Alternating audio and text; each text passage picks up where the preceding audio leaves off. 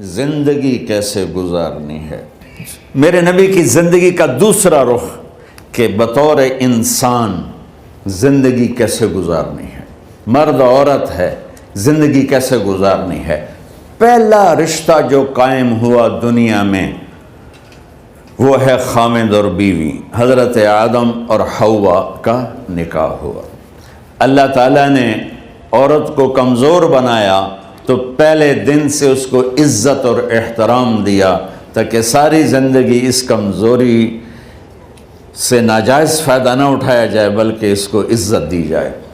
کہ آدم علیہ السلام کے لیے مٹی اکٹھی کی، پانی ڈالا، گوندھا اور ایک اسٹیچو بنایا اور ڈال دیا۔ جب وہ خشک ہوا اس میں روح ڈالی اور پھر وہ ننگے بدن تھے، پھر ان کو جنت کے کپڑے پہنائے اور جنت میں ڈال دیا۔ اس کائنات کا حسن بھی عورت سے ہے اور جنت کا حسن بھی عورت سے ہے۔ حضرت آدم علیہ السلام جنت میں، لیکن بابے جی دا دل ہی نہیں لگتا، کلے کلے ہی ٹورے پھر دیں۔ اب اللہ نے عورت کو بنانے کا ارادہ کیا تو اللہ ایک ڈھیر مٹی کا اکٹھا کر کے عورت کے لیے بھی بنا دیتا اور اس کا اسٹیچو بنا دیتا اور اس کو خشک ہونے دیتا، پھر اس میں روح ڈالتا، پھر اس کو کپڑے پہناتا۔ آپ حیران ہوں گے، سبحان اللہ، اللہ نے ایسا نہیں کیا۔ آدم علیہ السلام سوئے، آنکھ کھلی تو دیکھا ایک خوبصورت حسین عورت۔ یہ بات اکثر لوگوں کو معلوم ہوگی کہ یوسف علیہ السلام دنیا کے حسین ترین انسان تھے، اور یہ بات شاید کسی کو معلوم نہیں ہوگی کہ دنیا کی سب سے حسین خوبصورت عورت حضرت حوا ہے۔ حوا جن پر بڑھاپا آیا ہی نہیں، 1000 سال کے قریب زندگی گزاری، بڑھاپا نہیں آیا۔ حضرت آدم اور حوا قریب قریب عمر تھی۔ حضرت آدم کی عمر تو کتابوں میں مل جاتی ہے 1000 برس، لیکن حضرت حوا کی عمر کتنی تھی یہ کہیں پڑھنے کو ملا نہیں، اس لیے میں اندازہ کرتا ہوں کہ قریب قریب ہوگی۔ بڑھاپا نہیں آیا، بیماری نہیں آئی۔ اور حضرت حوا کو مینسز بھی نہیں آتے تھے۔ یہ عجیب بات آپ کو بتاؤں، اللہ نے اتنا جنت کا ان کے اندر نمونہ رکھا۔ تو جب حضرت آدم کی آنکھ کھولی تو دیکھا ایک حسن کا پیکر، انہوں نے تو جنت ہی بھول گئی۔ کہنے لگے یا اللہ ہن دل ٹھریا جا کے، یا اللہ کون ہے؟ کہ تیری بیگم۔ کہ واہ جی واہ، موجاں ہی موجاں۔ تو اللہ تعالیٰ نے نکاح پڑھایا۔ سبحان اللہ، اپنے نبی کی شان دوبارہ سنو۔ تو اللہ نے کہا آدم اپنی بیگم کا مہر ادا کرو۔ تو وہ پوچھنے لگے کیا مہر ہے؟ دیکھو ایک بات سنو، مہر کسی کی بیٹی کی قیمت نہیں ہوتی۔ $1 ہو یا $1 ٹریلین ہو، بیٹی کی کوئی قیمت نہیں ہوتی۔ یہ ایک نشان ہے کہ اس بچی پر اب یہ جو خامد ہے وہ موت تک خرچہ اس کے ذمہ ہے، بیوی کے ذمہ خرچہ نہیں ہے۔ خامد کما کے لائے گا اور اپنی بیگم کو کھلائے گا، اور بیوی گھر کی ذمہ داری نبھائے گی۔ تو خیر وہ الگ بات چلی جائے گی۔ اللہ تعالیٰ نے کہا کہ مہر ادا کرو۔ کہا جی کیا مہر ہے؟ تو میرے اللہ نے کہا تیری نسل میں میرا آخری نبی آئے گا، اس پہ ایک دفعہ درود پڑھ دے، یہ مہر ہے۔ اچھا، شروع دن سے ہے کہ میں نے قبول کیا۔ قبول کیا کا مطلب ہے کہ میں اس لڑکی کو قبول کر رہا ہوں، اس کی کمیوں کے ساتھ بھی خوبیوں کے ساتھ بھی۔ اور جب لڑکی کہتی ہے سائن کرنا قبول کیا ہے، یا زبان سے کہے قبول کیا ہے، تو یہ اس بات کی گارنٹی ہے کہ میں نے اپنے اس لڑکے کو خامد ہونے کے طور پہ قبول کیا، اس کی کمیوں کے ساتھ بھی، اس کی خوبیوں کے ساتھ بھی۔ اور جو ہی شادی ہو کر ڈولی سسرال کے گھر جاتی ہے تو ٹیسٹ شروع ہو جاتا ہے، کی کر دیے، باندھی کے میں، اٹھیں دی کے میں، بول دی کے میں۔ اور اس میں بہت زیادہ نیگیٹو کردار ہے سسرال کا، کئی لڑکیوں کا، چونکہ ہم نے اپنے نبی کی زندگی نہیں قبول کیا۔ یہ واجب ہے کہنا قبول کیا، کہ جس میں پیغام ہے کہ اب میں اس کی میں کوئی کمی ہے وہ بھی قبول کروں گی، کوئی خوبی ہے تو سر ماتھے پر، اور لڑکا کہتا ہے کہ میں اسے قبول کرتا ہوں، اس کی خوبیوں کے ساتھ بھی کمیوں کے ساتھ بھی۔ یہ بات یاد رکھنا، پرفیکشن کبھی تلاش نہ کرنا، پرفیکشن کبھی تلاش نہ کرنا۔ اللہ نے 100 نمبر نہیں مانگے، 51، ایک نمبر اوپر ہو گیا۔ گناہ تمہارے 50 ہیں اور نیکی تمہاری 51 ہے، تو اس ایک پر ہم تمہیں جنت میں ڈال دیں۔ اب کوئی خامند اپنی بیوی میں پرفیکشن دیکھنا چاہے، بیوی اپنے خامند میں پرفیکشن دیکھنا چاہے، ساس سسر اپنی بہو میں، ساس سسر اپنے داماد میں، بھائی اپنے بھائی میں، ماں باپ اپنی اولاد میں، اولاد اپنے ماں باپ میں، جہاں یہ نظر ہوگی تو وہاں لڑائی ہوگی۔ کمیوں کے ساتھ قبول کرو۔ قبول کا لفظ اتنا واجب ہے، تو ڈر تو پھر بہ گئی تھی نا۔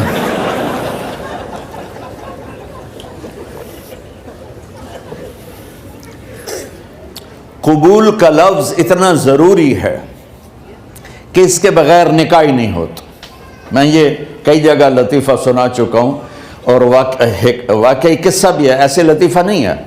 میرے دوست ہیں، ذمہ دار ہیں اچھے، تو ان کے گاؤں کا ایک بچہ چھوٹی عمر میں بسوں پہ جا کے نا وہ جاب پہ لگ گیا، تو اس کا کام ہوتا ہے بس کو صاف کرنا، ڈرائیور کو چائے پلانا، اور جہاں کہیں رش ہو تو اس کو ڈائریکشن دینا، استاد جی کٹ لو، استاد جی آن دیو، استاد جی جان دیو، تو یہ اس کا محاورہ بن جاتا ہے۔ اب اس کا نکاح ہوا تو مولانا صاحب نے کہا بھائی عبد الرحمن، میں فرضی نام لے رہا ہوں، نام مجھے اس کا یاد نہیں، عبد الرحمن زینب بنت اسلم نو تیرے نکاح دیتا 500 مہر تو قبول کیتا؟ تھوڑی دیر سوچ کے کہندا جی آن دیو۔ اس نے ساری زندگی آن دیو ہی سیکھا تھا، تو اس کے بھائی نے اس کو کوئی نہیں ماری، تو کہنے لگا جی جان دیو۔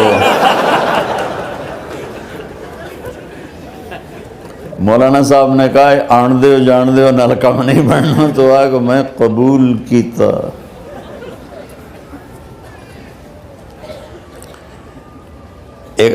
یہ بھی صحیح واقعہ سنا رہا ہوں۔ ایک نوجوان نے بیوی کو 3 طلاق دے دی کٹھی، اب ہو گیا پریشان، مولانا صاحب کے پاس گیا، کوئی میرے جیسا ہوگا، مولانا صاحب 3 طلاق دے بیٹھا، کوئی مسئلہ کا حرام؟ کہا جی کوئی رستہ حرام، کوئی گنجائش حرام۔ اس نے جیب سے موٹا سا لفافہ نکالا اور مولانا کے جا نماز کے نیچے ڈال دیا کہ مولانا صاحب کوئی گنجائش؟ کہ ہوں تو سوچنا ہی پوے کی آکھیا یہ تو اپنی بیگم نو؟ اس آکھیا جی میں آکھیا ہی 3 طلاق، اس آکھیا مبارک ہوئے طلاق نہیں ہوئی۔ میں آکھیا جی او کی میں؟ آکھیا او جڑا یہ طلاق ہے عربی دا لفظ، اس سے چاکھنا پمدا ہے طلاق۔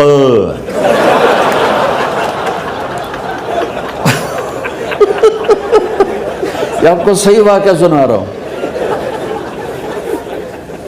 تو تم نے تو چھوٹے کاف کے ساتھ کہا ہے طلاق، او کاف تا کتے آلہ ہے، موجاں کر، ایک لفافہ ہو راوے تو چاہے ساری زندگی دا حلال کر دے۔ لفظ قبول اتنا ضروری ہے۔ تو میرے نبی نے 11 شادیاں کی، اللہ کی قسم شوق کی نہیں تھی۔ ما تزوجت وما زوجت الا بوحی من السماء نزل به جبریل۔ کہ لوگوں سن لو میری بات غور سے، مجھے عورت کی کوئی رغبت نہیں ہے، میں نے جہاں شادی کی، جہاں بیٹی کی شادی کی، پہلے اللہ نے آسمان سے جبریل بھیج کے حکم دیا، پھر میں نے قدم اٹھایا۔ تو پہلا رشتہ خامند اور بیوی ہے جو اس کائنات میں جڑتا ہے، یہ دنیا کا سارے رشتوں میں نمبر 1 رشتہ ہے، سب سے خوبصورت رشتہ ہے، سب سے اہم رشتہ ہے، سب سے بڑا رشتہ ہے۔ والدین کے لیے چند آیات ہیں، اولاد کے لیے چند آیات ہیں، بہن بھائیوں کے لیے چند آیات ہیں، خاوند اور بیوی کے لیے سینکڑوں آیات ہیں، سینکڑوں۔ تو اگر آپ اپنے گھروں میں کامیابی دیکھنا چاہتے ہو، اپنے گھر کو ہاؤس کی بجائے ہوم دیکھنا چاہتے ہو، خوشی کا اگر آپ اسے گہوارہ بنانا چاہتے ہو، اللہ کی قسم ڈگریوں سے نہیں ہوگا، محبت سے ہوگا۔ میرے نبی سے پوچھا گیا یا رسول اللہ اسلام کا سب سے مضبوط عمل، نہیں، میرے نبی نے سوال کیا، بولو بھائی اسلام کا سب سے مضبوط عمل کیا ہے؟ صحابہ نے کہا نماز۔ نہیں، سبحان اللہ، ابھی میں نماز کی کتنی اہمیت بتا چکا ہوں۔ انہوں نے عرض کیا جہاد، آپ نے فرمایا نہیں۔ تو صحابہ نے عرض کیا روزہ، آپ نے فرمایا نہیں۔ اللہ اکبر۔ کہ یا رسول اللہ حج، آپ نے فرمایا نہیں۔ تو سارے صحابہ حیران ہو گئے، یا رسول اللہ نماز، جہاد، روزہ، حج، تو پھر کیا ہے؟ اب سننا سارے بہن بھائی، مستورات، بچے بچیاں، آپ نے فرمایا اسلام کا سب سے مضبوط اور بڑا عمل ہے آپس میں اللہ کے لیے محبت کرنا۔ اگر آپ اپنے گھروں میں حسن دیکھنا چاہتے ہو تو ایک دوسرے سے محبت کرو، اظہار محبت کرو، اور محبت کے پیدا ہونے کے لیے بہت ساری چیزیں ہیں، لپیٹ کے 2 میں کر لیتا ہوں، 2 میں۔ بیوی کی خوبی دیکھو، کمی نہ دیکھو، خاوند کی خوبی دیکھو، کمی نہ دیکھو، پہلی بات۔ دوسری بات، اس زبان سے زہر نہ اگلو محبت کے پھول، اس زبان سے کڑوے جملے نہ ہوں، طنز نہ ہو، ٹانٹنگ نہ ہو، بےعزت نہ کرو، انسلٹ نہ کرو، تو آپ کے دل جڑ جائیں گے۔ یاد رکھو شکلوں سے زندگی آباد نہیں ہوتی، زندگی اخلاق سے آباد ہوتی۔ تو اپنے گھر سے ٹانٹنگ نکال دو۔ نہ کہا کا مطلب ہے بارش کا زمین میں جذب ہو کر یکجان ہو جانا، 2 زندگیوں کا محبت میں جذب ہو کر یکجان ہو جانے کو نکاح کہتے ہیں۔ نہ کہا آنکھوں میں نیند کا اتر کے سلا دینا، نہ کہا خاوند اور بیوی کا ایسی محبت دینا کہ چین کی نیند آ جائے، نہ کہا اعتماد کرنا، بھروسہ کرنا، خاوند بیوی پہ بھروسہ کرے، بیوی خاوند پہ بھروسہ کرے۔ اے نوے لوک کے فون چیک ہو رہے ہوئے، کال کتنے کی ہے، کال کتنے کی تھی۔ عزت دو، اعتماد کرو۔ چوتھا مطلب درخت کا چھاؤں بنا دینا، نہ کہا میاں اور بیوی، خاوند اور بیوی کا محبت کی ایسی چھاؤں بنانا کہ اس کے نیچے اولاد کا پودا خوبصورتی سے پیدا ہو سکے۔ نہ کہا، صرف لفظ نکاح کے مطلب بتا رہا ہوں، نہ کہا مریض کو، کدھر ڈاکٹر بیٹھے ہیں، میرے سامنے بیٹھے ہیں، مریض کو دوا ایسی دینا کہ وہ شفا یاب ہو جائے، آپس کے ایسے تعلق بنانا کہ زندگی کو شفا مل جائے۔ میرے بھائی بہنوں، میں آپ کو اپنے نبی کی زندگی بتا رہا ہوں۔ میرے نبی نے 11 شادیاں کی، اللہ ذوالجلال کی قسم، صرف ہمیں زندگی سکھانے کے لیے کہ گھر کی زندگی کیسے ہوتی ہے اور اولاد کو کیسے پالا جاتا ہے۔ اب لوگ کیا مجبوریاں ہیں کہ عورت بھی جاب کرتی ہے، مرد بھی جاب کرتا ہے۔ عورت کی سب سے بڑی جاب اپنی نسل کو پالنا ہوتا ہے۔ جب یہاں ٹائم نہیں ملتا بچے کو، نہ ماں سے ملتا ہے نہ باپ سے ملتا ہے، تو پھر وہ جنگل کا پودا بن جاتا ہے۔ یہ تو وینکوور ہے، فیصل آباد کی بات سناتا ہوں۔ میرے بچے جس اسکول میں پڑھتے تھے ان کے پرنسپل سے میری دوستی تھی، میں ملنے گیا ایک دن، تو کہنے لگے جی عجب واقعہ ہوا ہے کہ یہاں 2 بچے پڑھتے ہیں، ان کی ماں بھی ڈاکٹر ہے اور باپ بھی ڈاکٹر ہے، تو وہ دونوں آئے ہیں میرے پاس کہ ہمارے بچوں نے 3 دن ہو گئے ہیں گھر میں کھانا نہیں کھایا، تو ہم پریشان ہیں، ہمیں بتاتے نہیں، کائنڈلی آپ پوچھ کے بتائیں کہ وہ کھانا کیوں نہیں کھا رہے۔ ایک باری کر کے بھی دکھا دو.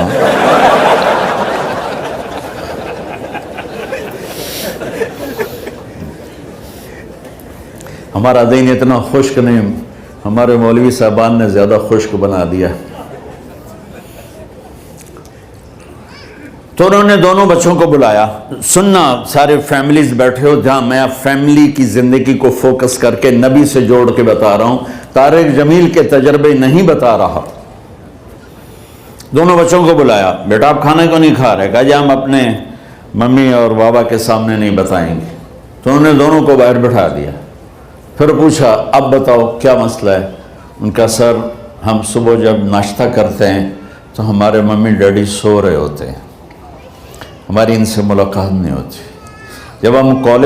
جب ہم اسکول سے واپس آتے ہیں تو ممی ڈیڈی اپنے میڈیکل کالج میں ہوتے ہیں، ہاسپٹل میں ہوتے ہیں، تو ہمیں ان کو دیکھنے کا موقع نہیں ملتا. شام کو جب ہم کھانا کھاتے ہیں تو یہ دونوں اپنے پرائیویٹ کلینک میں ہوتے ہیں، تو ہم ان کو دیکھ نہیں پاتے. پورا ہفتہ گزر جاتا ہے، ہمیں ماں باپ کی شکل نظر نہیں آتی. تو ہم نے سٹرائک کی ہے کہ ایسے ماں باپ کی روٹی کیا کھانی جو اپنی شکل بھی نہ دکھا سکیں. تو اس لیے ہم نے کہا ہم نے بائیکاٹ کیا ہے، گھر میں نہیں کھانا ہے. تو ایسی لائف مت بناؤ. یہاں ایک بہت بڑا چکر شیطان دیتا ہے، بڑی گاڑی لے لو، $100 کی قسط تو ہے، اور بڑا گھر لے لو، $200 یا $100 کی قسط تو ہے. پھر میاں بھی کام کرے، بیوی بھی کام کرے، جو کہ بڑا گھر باقی رہے، تو خوشیاں تو مٹ گئیں. جو ڈبل جاب کرے گا، پھر ڈبل جاب کرتے ہیں. ڈبل جاب کرنے والا بیچارہ تھکا ہوا ذہن لے کے آتا ہے، وہ کیسے ٹائم دے گا اپنے بچوں کو خوشی کے ساتھ؟ جو ماں جاب کر کے آئے گی پھر کھانا پکائے گی، وہ جب اتنی تھک جائے گی تو اپنے بچوں کو کھلا ٹائم کیسے دے سکے گی؟ پوری کائنات کی ذمہ داری تھی میرے نبی کے سر پر، اور آپ اس کے باوجود روزانہ حسن حسین کے لیے وقت نکالتے تھے.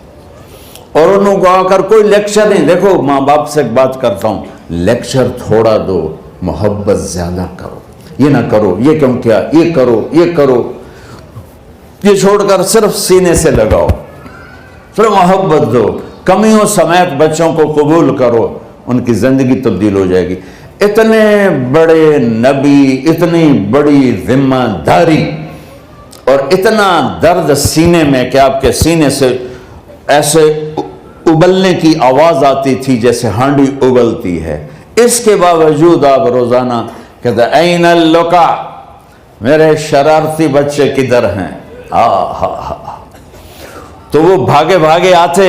دیکھو میں فزیکل کر کے بتاؤں گا تاکہ آپ کو پتہ چلے زندگی کیسے گزاری. کہ میرے شرارتی بچے کدھر ہیں؟ 7 بر اعظم کی ذمہ داری ہے. اور تھوڑی چھوٹیاں جابن تو تسی کہتے ہو بزی بڑے ہیں، بزی بڑے ہیں. میرے نبی پہ 7 بر اعظم کے انسانوں کی ذمہ داری ہے، اور آخری آنے والے انسان تک کی ذمہ داری ہے. اس سے بڑی جاب کس کی ہوگی کائنات میں؟ اور پھر آپ روزانہ آتے ہیں این اللقا، میرے شرارتی بچے کدھر ہیں؟ تو حسن حسین بھاگے بھاگے آتے. آپ ان کے لیے یوں ہو جاتے تھے، آؤ بھائی میری کمر پہ چڑھ جاؤ. اپنے نبی کی عظمت کو جانو کہ انہوں نے زندگی کیسے سکھائی. چاند کے 2 ٹکڑے کر دینا کوئی معمولی بات ہے، آسمان چیر کے چلے جانا معمولی بات ہے، ایک زندگی سکھا کے جانا سب سے بڑی بات ہے. کتنی اولادیں برباد ہو گئی ماں باپ کی وجہ سے،